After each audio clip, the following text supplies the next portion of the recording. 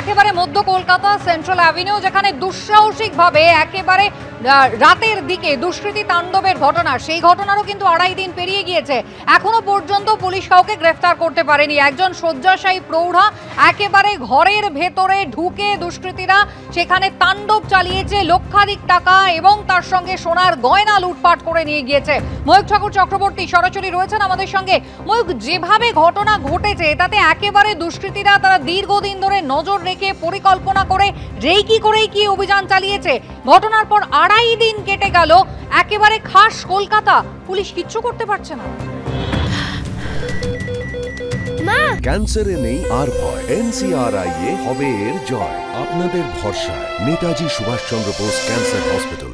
Modus operandi যেভাবে crime commit করা হয়েছে বা সিন অফ ক্রাইম, গোটা ঘটনার যে ছবি পুলিশ পরে দেখতে পেয়েছে, সেটা দেখে তদন্তকারী আধিকারিকরা যেটা মনে করছেন যে ইনসাইডার্স ইনভলভমেন্ট, অর্থাৎ ভেতরের কেউ যুক্ত থাকার সম্ভাবনা কিন্তু ক্রমশ জোরালো হচ্ছে।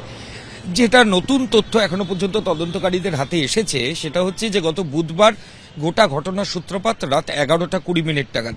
আমরা যে বিল্ডিং এর সামনে দাঁড়িয়ে রয়েছি সেই বিল্ডিং এর ভেতরে যে বিল্ডিং এর যে কেয়ারটেকার, 11:20 সময় দুষ্কৃতী এসে তার গলার সামনে একটা ধারালো অস্ত্র ধরে। এরপর ওই কেয়ারটেকারকে দিয়ে বিল্ডিং এর বাড়ির যে ডোমেস্টিক হেল্প পরিচারিকা তাকে ফোন করায়, ফোন করে রিমোট মারফত তলার গেটটা খোলায় এবং খোলানোর পর বাড়ির ভেতরে ঢোকে। বাড়ির ভেতরে ঢোকার পর বিল্ডিং এর যে ফার্স্ট ফ্লোর, সেই ফার্স্ট ফ্লোরের একটা ঘরের মধ্যে ওই বিল্ডিং এর যে কেয়ারটেকার সে দৌড়ে লুকিয়ে পড়ে একটা খাটের নিচে। আর দুষ্কৃতী উঠে যায় 3 তলায়, সেখানে ধারালো অস্ত্র নিয়ে। সেখানে ওঠার পর সেখানে একটা ক্যামেরা ছিল, সিসিটিভি ক্যামেরা, সেই ক্যামেরাটা সেখানে ভেঙে দেয় এবং তারপর মধুমিতা মিত্র 66 বছরের প্রৌঢ়া, তাকে ওভারপাওয়ার করে তার কাছ থেকে সোনা এবং নগদ টাকা সেখান থেকে লুট করে নিয়ে চলে যায়।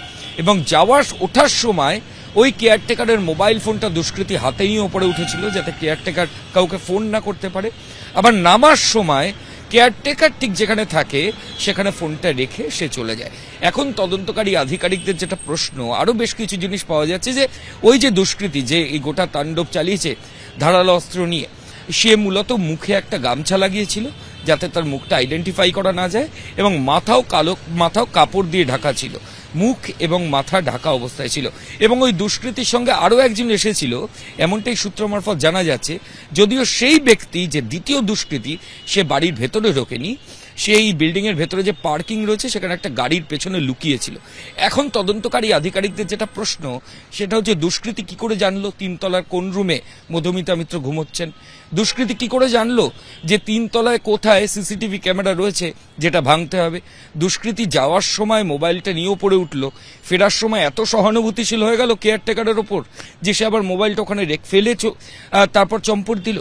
এই গোটা বিষয়গুলো নিয়ে কিন্তু রহস্য ক্রমশ দানা বাঁধছে। তদন্তকারী আধিকারিকরা বলছেন বিভিন্ন তথ্য প্রমাণ তারা ইতিমধ্যেই পেয়েছেন এবং তারই প্রেক্ষিতে তারা ইনভেস্টিগেশন এগিয়ে নিয়ে যাচ্ছেন। খুব দ্রুত এই ঘটনার সঙ্গে যারা যুক্ত তারা গ্রেফতার হবেন। এই বাড়ির 2টো শিফটে 2জন কেয়ারটেকার কাজ করেন, 2জনকেই পুলিশ আধিকারিকরা দফায় দফায় জিজ্ঞাসাবাদ করছেন।